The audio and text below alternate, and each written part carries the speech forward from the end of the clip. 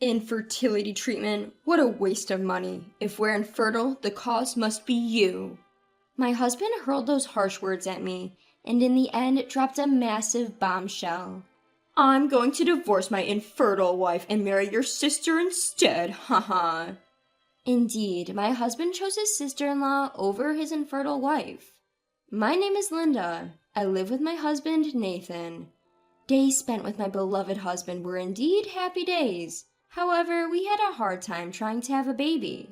The discussion about infertility treatment began about 2 years into our marriage. Hey Nathan, I think it's time we started thinking about having a baby. Nathan responded with a lack of enthusiasm.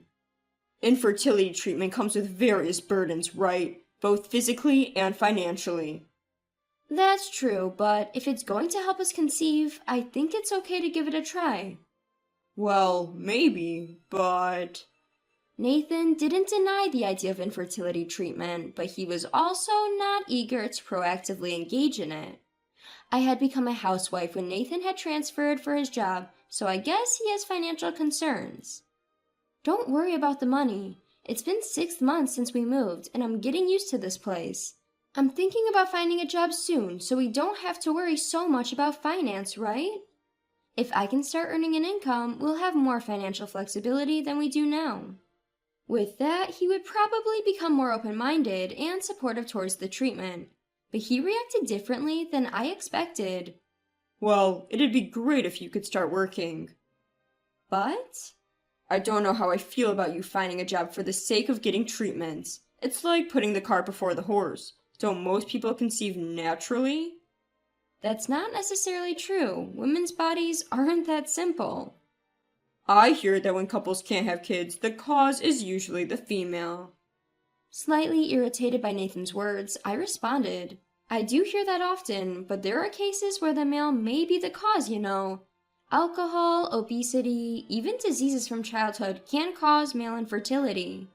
He frowned disapprovingly. Maybe, but statistically speaking, it's more likely to be the female, right? I mean, I haven't had any major illnesses, and I only drink socially. I doubt the issue is with me. So you're saying you think it's my fault? I didn't say that. I'm just generally speaking.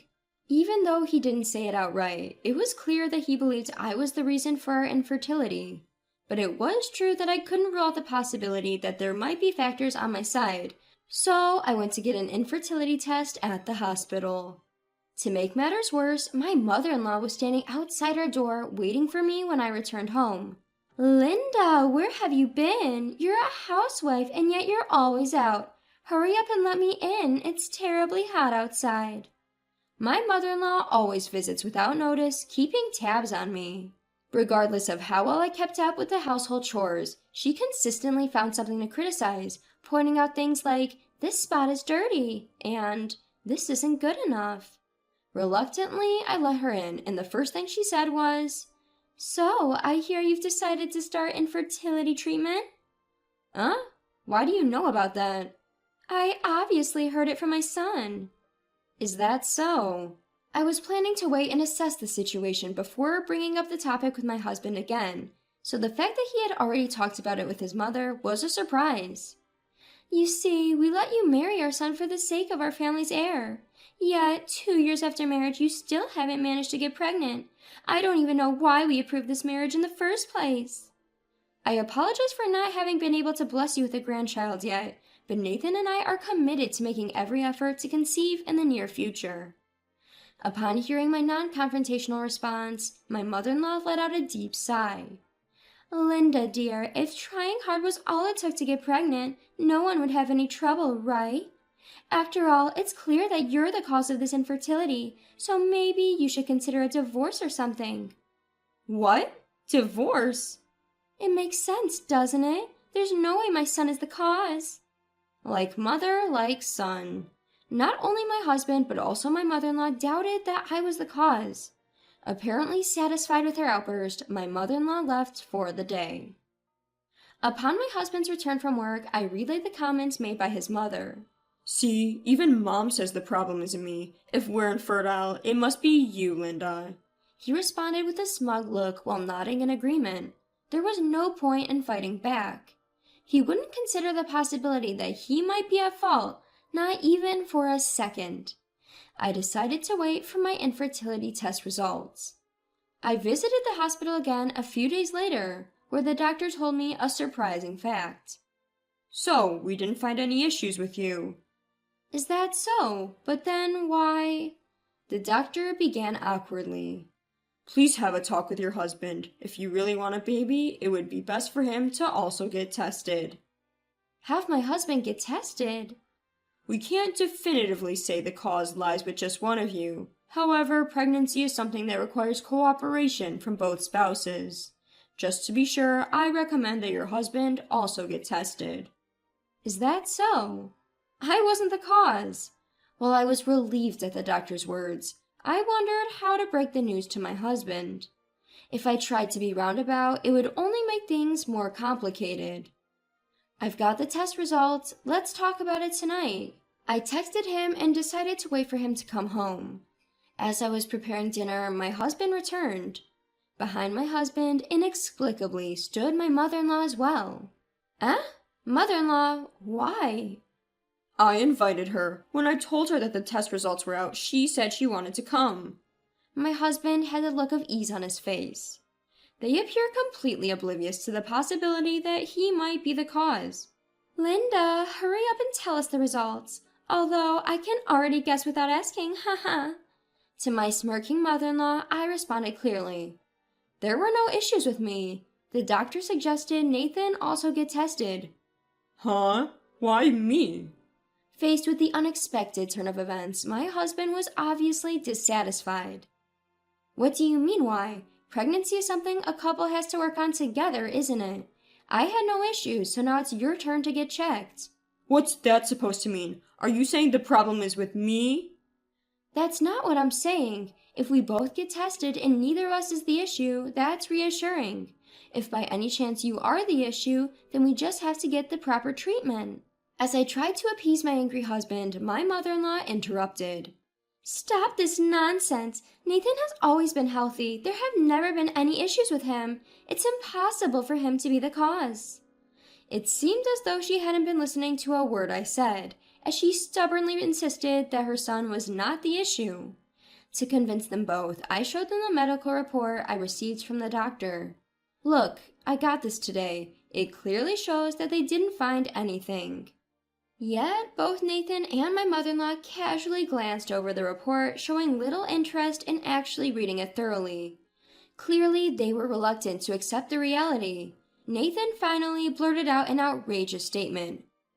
Women are the ones who get pregnant, so the problem must be with you. Wait a second, I just showed you the test results. His mother once again interjected, shrugging her shoulders in disbelief. This must be a fake report anyway, right? Going to such extremes just to avoid a divorce. You're truly a frightening woman. What?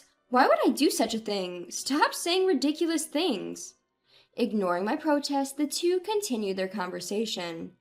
Hey, Nathan, wouldn't a younger woman be better? Maybe. This could be good timing. Oh yeah, with her? Strike while the iron is hot, as they say. With her? What were these people talking about? A few minutes later, an unbelievable fact slipped out of Nathan's mouth. Well, actually, I've impregnated your sister. What? We recently found out she's pregnant. If I were infertile, she wouldn't be pregnant, right? My sister's pregnant? I was so stunned that I couldn't think straight. Nathan continued without paying attention to my state. So, here's the thing. I'm thinking of marrying your sister. Mom has been saying she wants a grandchild soon after all. My mind went blank and I felt like collapsing right then and there. An affair with my sister? And she's pregnant and they're going to get married? Wait, Sarah's still in college. And she has a boyfriend. Yeah, but apparently she fell for me. When did this? We've been seeing each other for a while now. Nathan reveals the cruel truth nonchalantly. He was having an affair with my sister while we were discussing our infertility issues? Abandoned by my husband and betrayed even by my own sister. I had no idea any of this was happening while we were discussing our infertility. My mother-in-law further compounded my already speechless state with her insults. Do you understand now? My son is perfectly capable of getting a woman pregnant, so you're the issue. We don't need a wife who can't bear children. That's true. Nathan agreed with his mother. It's settled then. We're getting a divorce. I already have the papers. Fill them out quickly. He seemed thrilled as he thrusted the divorce papers at me. Are these people sane? Impregnating your wife's sister and planning to remarry? That's outrageous. That's when I felt it, the surge of anger that I can't even put into words. Fine, we'll get a divorce, but you're going to pay me alimony. Once we'd agreed, he immediately kicked me out of our home. See you around, you barren lady. I'll find happiness with your adorable sister. Later, I returned to my parents' home and explained the situation to them. They were enraged, but the truth is, they disowned my sister a long time ago. I was the only family member that my sister still had contact with. Her reckless behavior, particularly concerning money and relationships, had caused our parents a great deal of trouble. She was disowned by her parents once she started college. Nevertheless, she is my one and only sister. I'd regularly invited her to our home for meals with my husband. And this is how things end up. My parents said they summoned Sarah and my husband to give them a scolding. But I told them that was unnecessary. I knew that even if they got together, it wouldn't work out. And several years later, it was a few years later when I got remarried to Gary, someone I met at my new job, and we were soon blessed with a daughter. One day when we were out as a family, I heard a voice say, Hey, Linda, is that you? Nathan. Long time no see.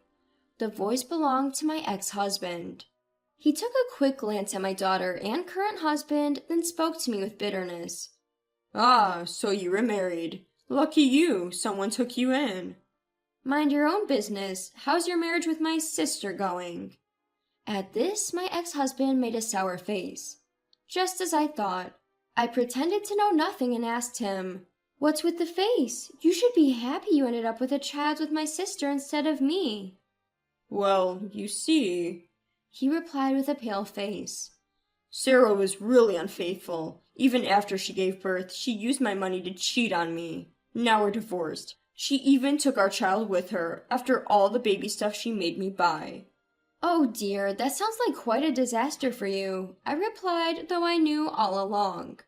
I was aware of my sister's promiscuous behavior, which resulted in numerous troubles. Every time she ended up demanding money from our parents. Looking around and seeing that my daughter and husband weren't around, my ex-husband suddenly turned to me. Hey, would you consider giving us another chance? Excuse me? Don't you think it's a little too late for that? As you can see, I'm remarried. But your daughter's a stepchild, right? You shouldn't have to go through the trouble of caring for someone else's child. I don't need children anymore. Let's live freely together. He must have thought that my daughter was my stepdaughter. This man, after all this time, still didn't suspect my fertility. I boldly told this mistaken man the truth. What are you talking about? That girl's my biological daughter. Huh? His expression at that moment is something I can never forget, even to this day. He had a dumbfounded look, about 5 times more than usual. Weren't you infertile? Trembling, he asked. I explained politely. Well, isn't it unfortunate? We conceived our daughter right after I married my husband. But more importantly, I wonder who the actual father of Sarah's child is. I looked at my ex-husband with a wicked smile. His face was pale. Hey, what do you mean by that? Oh, don't worry about it. Just curious, you know? I knew my sister was promiscuous. I also knew the cause of our infertility was you. In other words, you were used by my sister. Used? Yes, she probably didn't care who she was marrying as long as she had a man to raise her child. And you, who misunderstood, fell into my sister's scheme and married her, unknowingly raising another man's child. So, you mean I was deceived into being a surrogate father? He fell to the ground and clung to me, crying inconsolably. Please, you're the only one for me. I was abandoned by Sarah, my child, even my own mother. I'll end up all alone. I don't care. That's the result of your actions, right? It's quite pathetic to be acting this way for someone your age. I looked down and threw those words at him. He slumped his shoulders, completely disheartened. Ever since, despite our conversation, he has kept sending me desperate texts. I was wrong. I want to start over. You're the only one for me. Please come back. I won't cheat anymore. But I blocked all of them without replying.